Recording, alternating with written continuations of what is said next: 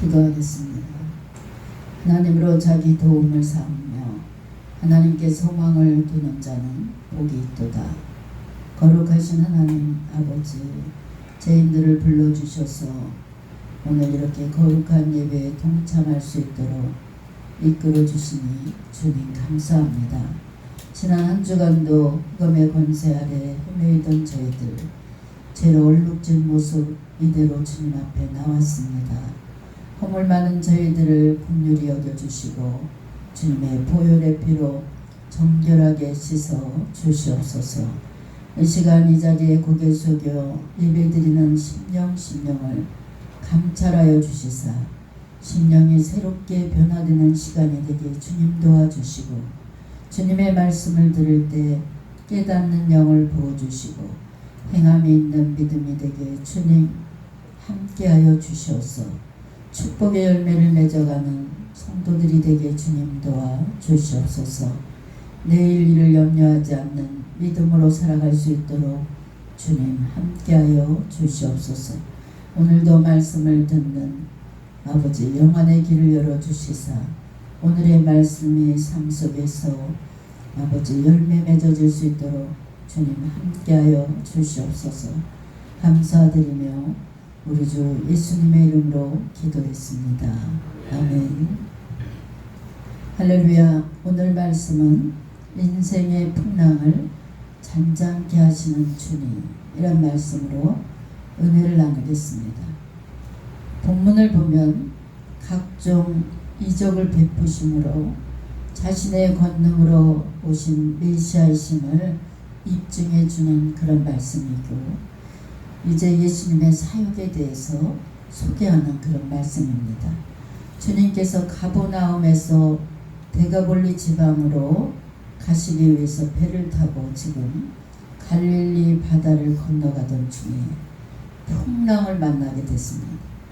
이 풍랑이 일게 되자 제자들이 애타는 심정으로 주님께 호소를 하자 그 모든 풍랑이 잠잠게 되는 역사가 일어났습니다.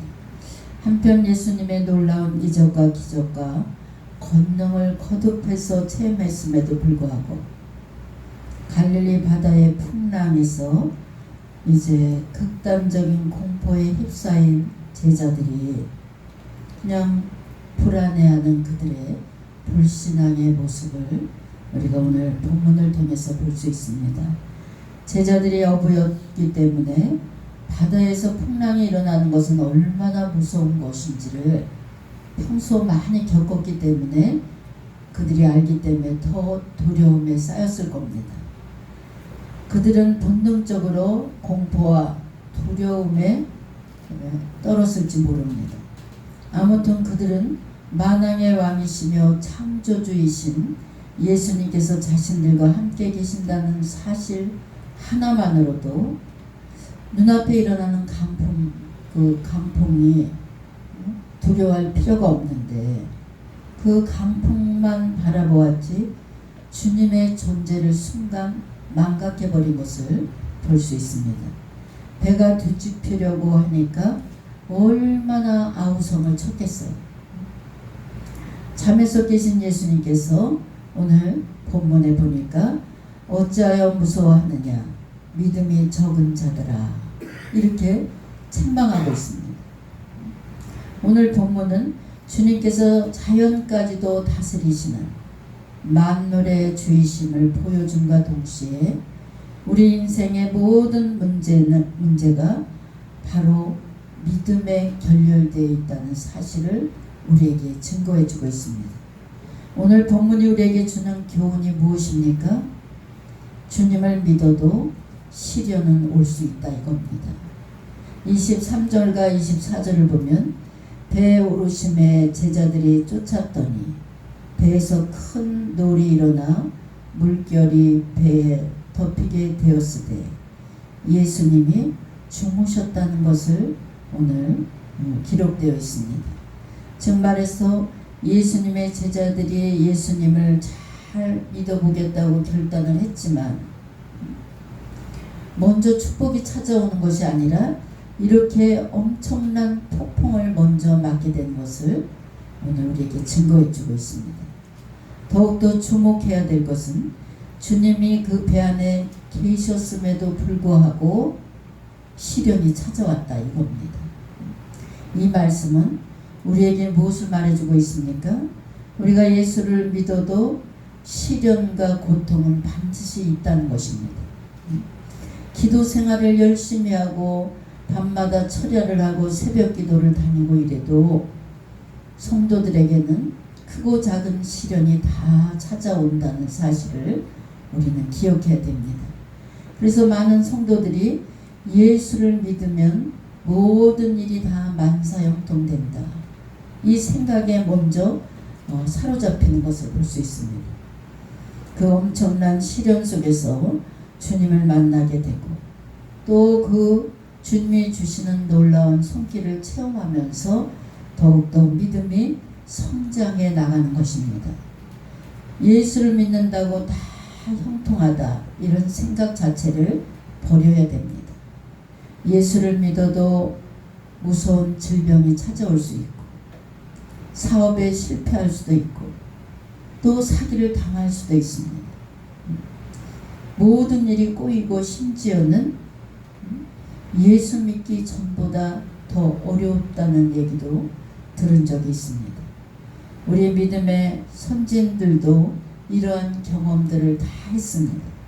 그래서 여호와여 어찌하여 멀리 서시며 어찌하여 환난 날에 숨으시나이까 이렇게 울부짖으면서 기도하는 선지자들도 있었습니다. 그러나 중요한 것은 그러한 폭풍우 중에 있는 우리의 인생의 배에 바로 주님이 함께 타고 계시다는 사실을 기억하시기 바랍니다. 여러분 폭풍은 만났다 할지라도 주님이 여러분의 인생의 배 안에 타고 계시기 때문에 그 배는 절대로 가라앉지 않는다는 것, 파손되지 않는다는 것입니다. 주님이 계신 배는 폭풍우가 만난다 할지라도 목적지까지 간다는 사실을 믿으시기 바랍니다. 이것이 주님이 계신 인생과 주님이 계시지 않는 인생의 차이입니다. 사단이 공중 권세를 잡고 있는 한 시련을 피해갈 수가 없습니다. 여러분 마음속에 주님을 모시고 있는 한 그 무엇도 여러분들을 쓰러뜨릴 수 없다는 사실을 여러분 기억하시길 주님의 이름으로 축원합니다. 베드로전서 4장 12절에 사랑하는 자들아 너희를 시련하려고 오늘 불시험을 이상한 일 당하는 것 같이 이상히 여기지 말라 이랬습니다. 우리가 영원한 생명과 진리를 얻기 위해서 세상에서 일어난 모험을 각오해야 됩니다. 하나님을 믿고 그 뜻을 행하고 선한 싸움을 싸우는 것은 모험심이 없는 싸우지 않으려는 것은 모험심이 없는 것입니다. 여러분 신앙이란 미지의 세계 즉 미지의 세계와 만나는 것입니다. 그 만남을 두려워하지 않는 성도만이 주님께서 어디로 가든지 주님의 행적을 뒤쫓을 수 있는 성도가 된다는 것입니다. 주 예수를 따르려면 신앙적인 모험이 필요합니다. 그래서 어떤 사람은 젊어서 폭풍을 만날 수 있고 또 인생의 중반에 만날 수 있고 또 어린아이가 시련을 만날 수 있습니다. 제가 엊그저께도 얼마 전에 가슴 아픈 사연 정말 멋있는 그 음식을 만드는 셰프래요. 젊은 애인데 근데 누가 코 수술을 해라 그러니까 이제 했는데 그게 조금 잘못됐었나 코 수술을 성형외과에서 했는데 근데 다시 하자 그래서 두 번째 수술을 하면서 지금 2년 동안 마취해서 깨지 않고 있다는 소식을 듣고 너무나 가슴이 아팠어요. 부모의 마음이 얼마나 타들어갈까. 그래서 제가 그 소식을 듣고 지금 기도하면서 하나님 저 가정 정말 하나님의 기적을 보여주세요. 이런 기도를 하고 있습니다. 근데 제가 2년 동안 그렇게 무의식 속에 있는 환자는 처음이에요. 한 20일, 한 달 이런 환자들은 다시 하나님께 기도하면서 깨어난 사람들도 있습니다. 이렇게 젊어서 인생의 풍랑을 맞는 사람도 있습니다. 24절을 보면 우려했던 돌풍이 불어 배가 뒤집힐 위기에 빠졌음에도 불구하고 주님은 배 안에서 주무시고 계셨다. 이렇게 기록되고 있습니다. 주님이 사역하시기에 너무나 바쁘고 피곤하셔서 배에 오르자마자 푹 주무셨나봐요. 성도 여러분, 마음이 평안히 있을 때만 인간은 고난 잠을 잘 수 있습니다. 여러분, 아무리 피곤해도 근심과 염려에 쌓여 있다면 아무리 내가 자려고 애를 써도 잠이 오지 않게 되어 있습니다. 이것이 인간의 구조입니다. 그러므로 마음이 평안한 자들은 잠을 잘 수 있다는 것이고, 여러분, 그리스도께서 큰 풍랑이 있는데도 곤히 주무실 수 있었다는 것은 하나님의 선하신 섭리를 깨닫고 하나님이 지금 우리와 이 배에 함께하고 계시는데 무엇이 두렵겠냐. 확신이 있는 예수님의 그 믿음 때문에 평안히 주무실 수 있었다는 것입니다. 여러분, 우리의 인생에 풍랑이 있을 때 예수 그리스도를 신뢰하고 확신이 있다면 우리는 얼마든지 이 풍랑 속에서도 고난 잠을 잘 수 있다는 사실을 믿으시기 바랍니다. 성도 여러분, 우리들 중에 예수님의 제자들처럼 생명의 주님을 모시고 살면서도 헐빛하면 권사님들도 아유 죽겠네, 정말 살 수 없네, 죽겠네, 또 어떤 분은 미치겠네, 이런 소리를 자주, 조금 아파도 아파 죽겠네, 힘들으면 그냥 힘들어 죽겠네, 짜증나 죽겠네. 여러분, 이런 언행들로 인하여 전도의 문이 막힌다는 사실을 믿으시기 바랍니다. 어느 누가 조그만 일에도 요동치면서 죽겠네 살겠네 막 이러면서, 어느 권사님은 제가 지금 한 20년 동안 보아오면서 그 권사님의 존경받을 일은 뭐냐면 너무 죽겠다는 소리 나올 때 아유 살겠네, 아유 목사님 살겠네, 이 소리를 하는 거 보고 제가 참 권사님 같구나 이런 생각을 했습니다. 여러분, 예수를 믿어도 우리와 똑같이 저렇게 죽겠네 미치겠네 이랬는데 내가 저들이 믿는 신을 내가 왜 믿나, 이래서 전도가 안 된다는 것입니다. 그래서 우리 예수 믿는 사람은 죽겠네 이러지 말고 죽게 있네, 주님께 모든 게 있네, 그래서 죽게 있네, 이렇게 말을 할 수 있는 여러분 되시기 바랍니다. 시련을 만날 때 갈팡질팡하고 유동하면 주님을 모신 합당한 태도가 아닙니다. 26절에 주님께서는 제자들을 풍랑을 만나 죽게 되었다고 아우성치면서 주님을 깨우자 어찌하여 무서워하느냐 믿음이 적은 자들아 이러면서 책망을 하셨습니다. 이 말씀은 우리에게 중요한 메시지를 던져줍니다. 우리가 살아가면서 시련을 만날 때 제일 먼저 찾아오는 것이 두려움입니다. 주님은 그 두려움의 원인이 뭐라 그랬습니까? 믿음이 적기 때문이라 이렇게 지적하고 계십니다. 다시 말해서 그 문제를 만나서가 아니라 믿음이 적어서다, 이 말씀을 하고 계십니다. 믿음만 있으면 아무리 힘든 문제가 닥쳐온다 할지라도 문제가 될 수 없다는 것입니다. 왜냐하면 주님이 능히 그 문제를 주님 때가 되면 해결해 주시기 때문입니다. 그러나 믿음이 적으면 아무리 적은 일이라 할지라도 넘어져서 일어나지 못합니다.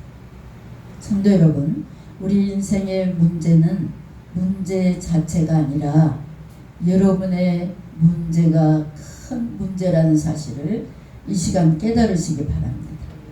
오늘 이 시간도 주님은 여러분에게 말씀하고 계십니다. 어찌하여 무서워하느냐, 믿음이 적은 자들아. 여러분, 인생의 문제 앞에 두려워하는 것은 믿음이 내가 없다는 것입니다. 아니면 적다는 것입니다. 신앙의 항해를 하려면 이 모든 인생의 세파를 두려워하지 말아야 됩니다. 제가 믿음의 차이를 저도 경험했습니다. 저희 친정아버지가 방광암 진단을 받아서 수술을 하게 됐어요. 그래서 동생하고 금난교회 기도실에 가서 밤새 철야를 했습니다. 근데 철야를 하러 들어갈 때 각오를 하고 들어갔어요. 하나님, 우리 아버지 아직 돌아가시면 안 된다고 막 애타는 마음으로 기도를 하는데, 새벽녘에 남한 장군이 요단강에 몸을 7번 담그니 나은지라, 이 말씀을 다 받았어. 그래서 우리 동생 보러, 야 가자, 이제 응답 받았다. 아버지는 이번 수술로 절대 돌아가시지 않는다. 그리고 원자력병원에 와갖고 수술이 들어갔는데, 제가 손을 비비면서 그 말씀으로 응답을 받고 와서도 손을 비비면서 안절부절하는 거예요. 왔다 갔다 하면서 불안해가지고. 그리고 세월이 얼마 지나가지고 두 번째, 이 방광암은 재발이 자주 돼요. 두 번째 또 암 수술을 하게 됐어. 근데 그때는 확신이 왔어. 그래서 수술 들어갈 때 엄마가 오히려 손을 비비면서 왔다 갔다 하니까 제가 엄마 손을 잡으면서, 하나님이 남한 장군이 7번 요단강에 몸을 담그니 나은지라. 그래서 아버지는 절대로 방광암으로 돌아가시는 일은 없을 것이다. 그러니까 엄마, 우리 이 시간에 기도나 하고 있죠. 그래서 기도하면서 수술 시간이 길으니까 잠까지 잤어. 이렇게 믿음이 있을 때와 없을 때 이렇게 엄청난 차이가 있다는 것을 저는 경험했습니다. 여러분, 믿음의 차이가 얼마나 큽니까? 우리는 주님과 함께 천국 가는 배를 지금 탔습니다. 따라서 우리는 세상이라는 바다를 건너가면서 세파나 환난, 핍박 이런 것으로 인해서 순간순간 공포에 잠기기도 하고 두려움에 떨기도 합니다. 환난이나 핍박을 두려워한다면 결코 주님과 함께 저편 천국까지 건너갈 수 없다는 사실을 기억하시기 바랍니다. 로마의 핍박이 무서워서 믿음을 배신한 사람들이 바로 저와 여러분이 될 수가 있습니다. 부지런히 항해해야 모든 것을 극복해야지만 영생의 항구에 우리들의 인생의 탓을 내릴 수가 있다는 사실을 기억하시기 바랍니다. 식인종들이 사는 마을에 와서 사역을 했던 선교사가 매일 추장에게 찾아가서, 난 여기 선교사로 왔으니까 여기서 하나님의 복음을 전하게 해달라고 간청을 했습니다. 그는 전심을 다해서 간청을 해서 추장이, 그럼 당신이 믿는 하나님을 전해봐라 이랬어. 그래서 자기 몸을 아끼지 않고 구원 사역에 전념을 했습니다. 그들은 열심히 듣기는 했지만 마음은 딴 데가 있었어. 그러던 어느 날 추장 아들이 찾아와서 이 선교사를 놀라는 질문을 했습니다. 하나님은 어떤 분인가? 도대체 당신이 전하는 하나님이 어떤 분인가? 이 선교사는 열심히 추장 아들에게 듣든지 아니 듣든지 하나님이 어떤 분이라고 물어보는 사람은 추장 아들밖에 없었어. 그래서 열심히 전해줬어. 그러더니 어느 날 장정이 아주 힘이 센 두 사람이 들어와서 이 선교사를 끌고 나가서 큰 말뚝에다 매달았어. 늙은 추장이 지팡이를 번쩍 들으면서 이 선교사를 사형시켜라 이렇게 했어. 그래서 사람들은 막 춤을 추면서 저녁 늦게까지 시끄럽게 춤을 추면서 잔치를 벌이면서 선교사를 죽이려고 했습니다. 추장은 너의 하나님이 어디 있느냐? 만일 네 하나님이 있다면 너를 지금 이렇게 우리가 매달아 놨는데 너희 하나님이 와서 도와주는가 봐라. 몇 시간을 춤을 추고 난리를 쳐도 그 하나님이 나타나지 않으니까 네 하나님은 없는 신이다. 그래서 내가 너를 죽여야 되겠다. 그런데 얼마 있다 아들이 탁 나타났어. 하나님이 누구냐고 물어봤던 그 아들이 나타나서 칼을 탁 뽑으면서 모든 사람들 앞에서 큰 소리로 외쳤습니다. 누구든지 이 사람을 해칠 사람은 내 앞에 나타나라 그랬더니 개미새끼 하나 안 나타나. 오늘 선교사의 하나님이 바쁘셔서 못 오신다 그래서 내가 대신 왔다. 그 아들이 그러면서 선교사의 하나님, 선교사가 믿는 하나님 아버지가 이 선교사는 나의 종이라 이렇게 말했다. 그래서 내가 대신 왔습니다. 이렇게 이야기를 하니까 그 불만을 가졌던 모든 사람들이 조용하게 가만히 있더래요. 아무도 그 앞에 나서지 않더래요. 근데 추장은 잠시 후에 아들의 말이 끝나자마자 그 아들을 자랑스러운 아들로 쳐다보면서 오늘 나의 모든 권한을 내 아들에게 다 권한을 위임한다. 그러면서 그 선교사를 주의 종으로 선포를 하고 추장서부터 모든 사람들이 다 예수 믿고 구원받은 그런 마을이 됐다는 것입니다. 여러분, 우리나라도 이제 세계적으로 대한민국이 선교를 제일 많이 합니다. 세계 여러 나라 구석구석 복음을 수출하고 있는 나라가 우리 대한민국입니다. 그래서 아무리 어렵고 힘든 그런 상황이 온다 할지라도 하나님께서 이 나라에 관심이 크십니다. 이 나라를 통해서 반드시 하나님은 세계적인 복음화 운동을 계속해서 일으키게 될 줄 믿습니다. 여러분, 생명의 위협을 느낄 때가 얼마나 우리가 살아가면서 많습니까? 정말 하나님 나와 함께 하신다는 확신 있는 믿음이 없다면 선교사로 파송될 수가 없어요. 확신 있는 믿음이 없다면 우리가 여기 나와서 이렇게 앉아 있을 수가 없습니다. 성도 여러분, 갈릴리 호숫가의 태풍을 말씀 한마디로 태풍을 잠잠케 하신 능력의 하나님이 바로 저와 여러분의 하나님이십니다. 우주 만물을 다 말씀으로 창조하시고 전 세계를 통치하시고 세상 끝날 때까지 우리 곁에서 동행해 주시겠다는 약속을 하신 분이 바로 하나님이신 줄 믿으시기 바랍니다.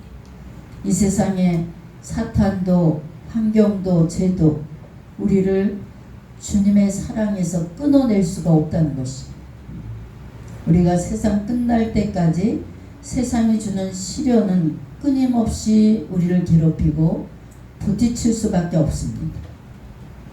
그러나 주님이 여러분 인생의 뱃머리에 계시다는 사실을 믿으시고 절대로 여러분의 인생에 파멸은 없다는 사실을 기억하시길 주의 이름으로 축원합니다. 반드시 여러분이 원하시는 목적지까지 갈 수 있도록 우리 주님이 날마다 여러분을 붙잡아 주신다는 사실을 기억하시기 바랍니다. 어느 성도님이 참 젊은 엄마인데 지금 우리 딸 나이 좀 됐어요. 저에게 상담을 와서 남편을 너무 사랑하는 거예요. 근데 눈물을 흘리면서 우리 애기 아빠가 살았으면 좋겠다고, 아이하고 전 어떻게 했으면 좋겠나. 근데 제가 살았으면 좋겠다, 살 겁니다, 이렇게 상담을 하고 얘기를 해주면 얼마나 좋겠어. 근데 우리 하나님께서는 두 달을 한 달로 이렇게 얘기를 해요. 근데 하늘간을 밝은 길이 이 찬양을 주는 거 보니까 가망성이 없는 거예요. 그래서 이 집사님은 굉장히 믿음이 좋았어요. 지금 집사님이 할 수 있는 길은 남편에게 구원의 확신을 심어주는 겁니다. 6개월 동안 열심히 그 입술에서 하나님을 증거할 때까지, 시인할 때까지 구원의 확신을 심어주세요. 이렇게 얘기를 하니까 눈물을 막 펑펑 쏟는 거예요. 가망이 없다는 거군요, 목사님. 그러면서 막 우는 거예요. 한 가닥 희망을 가지고 신뢰함을 찾아왔대요. 근데 저도 그냥 같이 펑펑 울었어요. 제가 이래도 눈물이 굉장히 많아요. 울면서 하나님 아버지 이렇게 기도를 하고 그 다음 말을 한 10분 이상 못 이은 것 같아요. 그 둘이 펑펑 울었어요. 근데 하도 상담 오는 분들이 많으니까 제가 시간이 흘러서 잃어버렸어요. 어느 날 문자가 왔어요. 장문의 문자. 목사님, 제가 남편 죽고 인간인지라 마음이 우울해서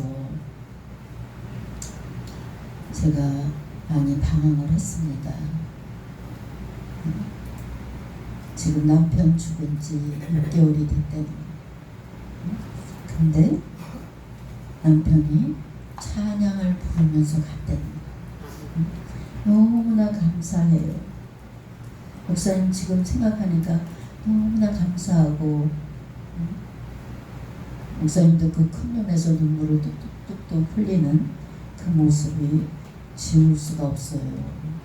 지금 아들하고 열심히 살아가고 있습니다. 그래서 제가 우리 집사님 인생의 배에 선장 되시는 분은 하나님이십니다. 하나님께서 자녀도 다 양육시켜 주실 것이고, 하나님만 의지하고 열심히 살아가다 보면 또 우리가 웃을 날도 옵니다. 이렇게 답장을 한 적이 있습니다. 인생의 큰 풍랑을 잘 견딜 수 있는 집사님 모습을 보았으면 좋겠습니다. 그래서 여러분, 주님께 부르짖어 기도하세요. 풍랑 속에서도 깊은 잠을 깨울 수 있는 그런 우리 주님 말씀 한마디에 여러분 인생의 풍랑이 잔잔해진다는 사실을 믿으시기 바랍니다. 여러분의 인생의 풍랑을 꾸짖어 주실 분은 오직 주님 한 분이심을 믿으시기 바랍니다. 여러분, 우리가 무엇이 두렵겠습니까? 이제부터 오늘 예배를 통해서 여러분 믿음을 한번 점검해 보시고, 내 인생의 선장 되시는 분은 하나님이신가? 아니면 내 남편인가? 내 아들인가? 한번 돌아보시기 바랍니다. 주님이 여러분 인생의 배 안에 함께 하시다는 사실을 믿으시고, 어떠한 환난 속에서도 기도하며 찬양할 수 있는 여러분의 믿음이 되시길 주의 이름으로 축원합니다. 기도하겠습니다. 우주 만물을 주관하여 주시고 우리들의 인생을 잠잠케 평온케 인도해 주신 주님 감사합니다. 사랑의 주님, 저희들 인생의 배에 풍랑이 일 때마다 두렵고 떨리는 마음으로 믿음을 저버린 적이 너무나 많습니다. 또한 하나님의 자녀라고 자부하면서도 주님이 내 인생의 배에 함께 타고 보호하고 인도하고 계시다는 사실을 잊어버리고 강풍만 바라보고 주저앉아 있을 때가 너무나 많았습니다. 주님, 믿음 없는 저희들을 용서하여 주시옵소서. 어찌하여 무서워하느냐. 믿음이 적은 자들아, 책망하시는 주님의 음성을 듣게 하여 주시옵소서. 늘 주님과 함께 찬양하며 어떠한 연단 속에서도 감사할 수 있는 믿음의 성도들이 되게 주님 함께하여 주시옵소서. 감사드리며 우리 주 예수님의 이름으로 기도했습니다. 아멘.